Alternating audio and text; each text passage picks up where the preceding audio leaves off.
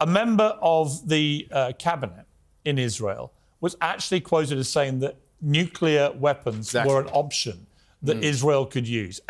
No one's ever confirmed Israel has nuclear weapons. It's long been suspected. That seemed pretty clear confirmation. Why are you against nuclear weapons? Hang on. If you're not against Dresden, why are you against nuclear weapons? Let me ask the question. No, but why are you against it? I've done this before, this job. Let me do it. Go on. Okay? So when that guy says that, if you're living as an innocent civilian in Gaza, what the hell are you thinking? That an Israeli government member threatens the use of a nuclear weapon, which would obliterate pretty much all of Gaza and everyone in it. Absolutely. Thank you for the question. If that were true, why hasn't Israel used nuclear weapons against Nasser when he invaded? It's true. Well, hold on. It's true this guy threatened it. And the answer is no. I know the guy, and I spoke to him about it. His name is Amichai Eliyahu. Israel has never carpet bombed any Arab. Hang on, Mohammed. Ever. Now. 1967 was preemptive. He was asked a question by a provocative interview, and he said, well, if you're going to bomb the same thing, it was a Mohammed Hijab type. You want to kill all the Arabs, 3 million people, just drop a bomb. He said, well, if you want to drop a bomb, drop a bomb. He was being dismissive and stupid, and he put out a statement the next day saying that never in history would the Jews ever even contemplate doing that. Let's remember one thing. The only place in the Middle East, one second, Pierce, the only place in the Middle East where Arabs have any freedoms, Israel. The only place where they vote openly, Israel. The only place where Palestinian women can dress the way they want, Israel. And let's be clear, when Mohammed Hijab gets up and says that we Palestinians want to be a religion of death, you know, I just got a haircut coming here by an Arab barber here in London, and he said to me, I hope you defeat this guy because he doesn't represent us. We want to live. We want to have good lives. We want to be religious. We want to eat halal. But we don't want to die for martyrdom. You are not a Muslim. You're an Islamist. You're an Islamist. Let me ask Mohammed a question. Let me ask Mohammed a question. Hamas has 240 hostages. Hamas has 240 hostages they took, including babies, young kids, grandmothers who survived the Holocaust. I mean, an unspeakable further criminal act. We can agree, right? Of course. Why should Israel agree to any ceasefire so long as those hostages are still being kept hostage? Look, my position is very clear. They should fight man to man on the ground. On the ground. Well, they are. That fighting. That's exactly what they're doing. That fighting, no one can. This is Mohammed, that's exactly what they're doing. I know. Man to man, they took hostages. Excuse me. They took babies as hostages. He's asked me the question. They took infants as hostages. Let him answer the question. You're getting excited here. I know it's your sexuals are implying you're the sex rabbi. Now you're back to my sex life. You're getting overexcited. Get your head out of my bedroom, Mohammed. Beneath you. He's getting excited with me. Let me ask the questions. You guys answer them. Mohammed, answer my question. Why, if you're Israel, would you ever agree to a ceasefire if those hostages aren't released? I'm telling you what my position is. My position is man-to-man combat. Which is what they're doing now. No, that part of it is understandable. Do you understand? That's what they're doing. No problem. But what I think is not understandable, what is not acceptable, because you said, what's a proportionate response? That's the question you keep asking everybody.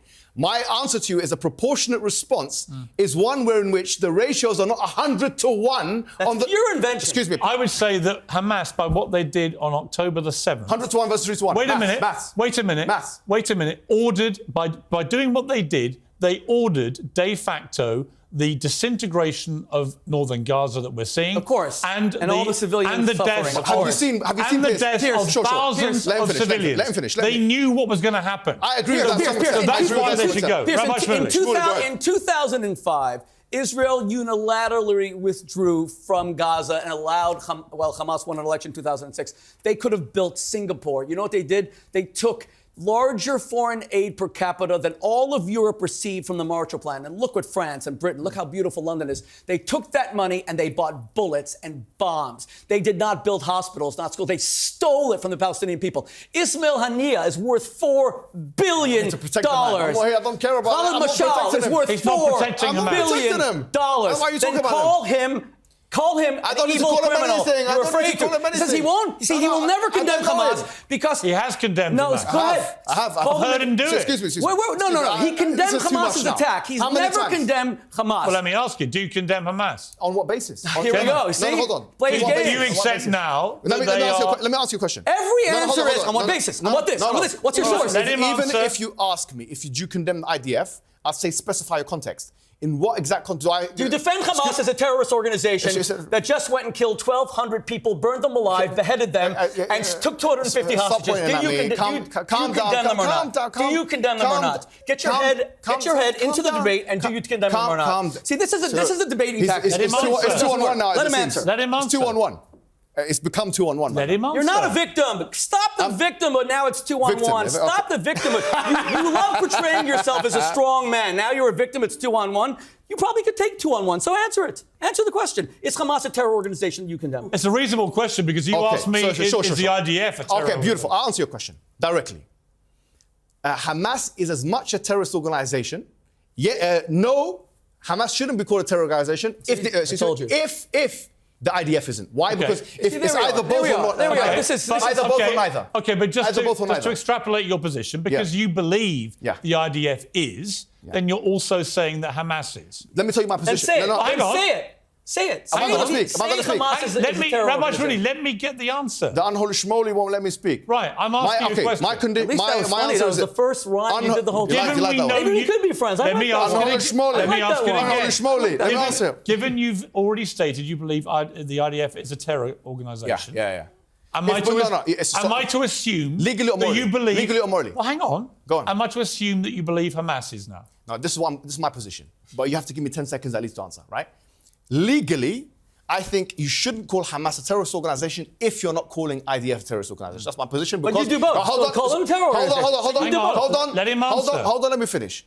Because as we said, the UN definition of what a terrorist organization is to kill civilians in order to achieve a political objective. However, on a moral and theological, philosophical level, I agree with Rosalind Higgins, who was the justice of the International Criminal Court, right? The Court of Justice, ICJ, a British justice. By the way, she was a Holocaust survivor as well. She was Jewish. And her position is that she believes that the word terrorism or terrorist is actually useless. And she says that it's... I'm putting to her... Can you answer my question? He's going on for 10 minutes just to evade the question. Let me finish. So I'm answering your question. So I'm saying that as a moral construct, I think it's a neo-colonial social construct used by people in order to label some people as terrorists and other people as well. So as a moral category, I don't designate it as a moral category. As a legal category. Do you believe, do you personally, Mohammed, do you believe that the IDF and Hamas are both terror organizations? I think yes. If you say yes to IDF, you should say yes to Hamas. If you say no to IDF, I'm asking you what you Hamas believe. is a terrorist organization. What you believe. If you say yes to IDF, you can say yes to Hamas. No, I'm asking you what you believe. Yes, I believe legally, according to the definition, if you say yes to Hamas, you can say yes to the IDF. Pierce, we could go on for the next. We are going to the next. But if you say no to the IDF, you can't say yes. Fine. We're going to the next block.